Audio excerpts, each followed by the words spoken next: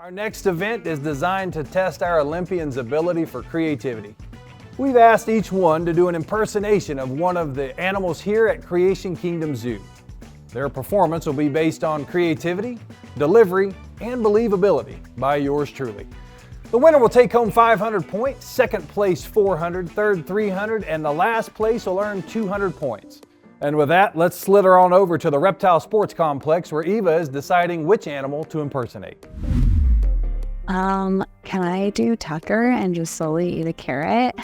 She's chosen to do Tucker the giraffe eating a carrot, but that wasn't her first choice. I was thinking Chewy, but I can't picture his song in my head. You know what I mean? I was like, when he does it, I can echo it. And my son went a solid year where all he did was sing Chewy's song when I got home. I can't remember how it goes. So she's dropping back to a safe decision to do one of the most popular impressions and one without vocal cords, Tucker. But is a safe decision what it's going to take to win this event?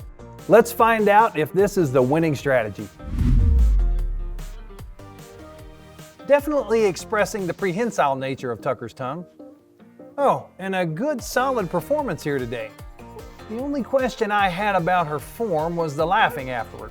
That didn't seem true to an authentic Tucker impression. So with that in mind, we'll award Eva a 6.2. Okay, up next is Jay with a unique strategy. Well, my best one would probably be the snow macaque. That's the one I've been working on.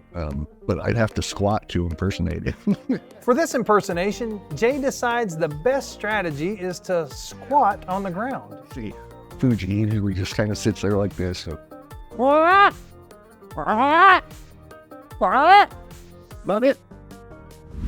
And definitely a solid show for Jay. That performance is a 4.0.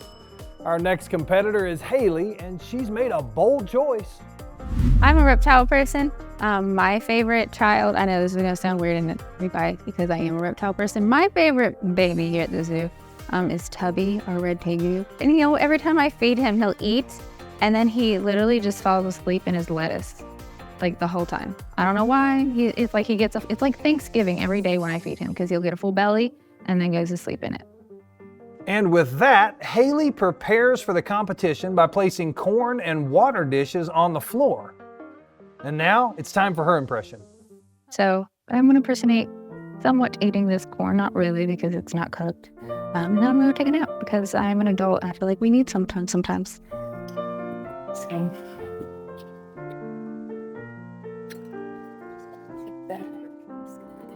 Oh, well done. And seems a little restful too.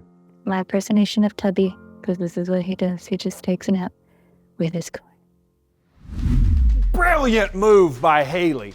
And with that, she gets a 7.2. Our final contestant, Kashtan, slides into the Reptile Sports Complex. If you'll remember, Eva's first choice for doing an impression was Chewy, the gibbon. But in the end, she decided to do Tucker the giraffe. Not sure if she's second guessing that decision, but now Kashtan decides to live Eva's dream. I think Chewy's probably a pretty easy one to do an impression of, but I've heard Chewy since I was little, so I can hit all his notes, word by word. You wake up in the morning and you walk out on the front porch and all you hear is Chewy singing every morning. It's a happy song.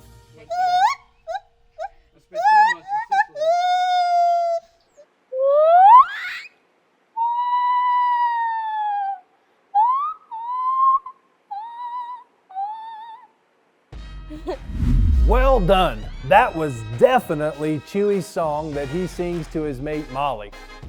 That performance was a solid 9.5. And that ends out our animal impersonation competition, and it's time to put some points on the scoreboard.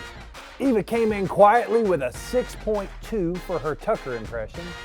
Jay squatted down with a 4.0 for his snow macaque, and Haley took the floor literally with her Tubby impression. It's a 7.2. And finally, Kashtan earned a 9.5, belting out Chewy's impression. Coming in last, Jay earns 200 points. In third, Eva puts 300 points on the board. At number 2, Haley scores 400 points. And Kashtan, winner of this event, walks away with 500 points. And now a message from our sponsor and my daughter, Kashtan. As you know, many of the events today are taking place at the warthog enclosure. Oh wait, no, the warthog arena. But it's not just the warthogs that live here, so do the porcupines. And they also show design that points to being created. As my dad points out, We talk about porcupines. You've got New World porcupines, which are in the Americas, here in North America, as well as down in the South and Central America. And then you've got the Old World porcupines over in the African area. And so your North American and South American porcupines spend a lot of time in trees. They're arboreal species, where your African porcupines are going to be more on the ground, but they're both rodents. There are 27 different kinds of porcupines on this planet. That's incredible. It's an incredible number of the third largest rodent in the world. You know, we've got capybaras, which are the biggest rodent in the world. We have beavers, which come in at number 2. And then your porcupines come in at number 3, where a large African crested porcupine can weigh as much as 70 pounds. So these animals are covered with quills. So after the fall, these quills were used as a defensive mechanism. Porcupines seem to kind of lumber along and appear to be slow moving. And for the most part, they are. However, an African crested porcupine can run up to 30 miles an hour. That's an incredible amount of speed for such a small, thick animal with short legs. They're primarily nocturnal, but sometimes they're out and about during the day, especially the New World porcupines. Now, one of the other big differences is the Old World porcupines are often found on the ground. Not to say they can't climb, but they just don't climb a lot. Whereas your New World porcupines can be found way high up in trees, as high as even 120 feet. When I look at porcupines, I definitely see God's creativity. porcupines show God's design. And with that, let's go back to the Zoolympics.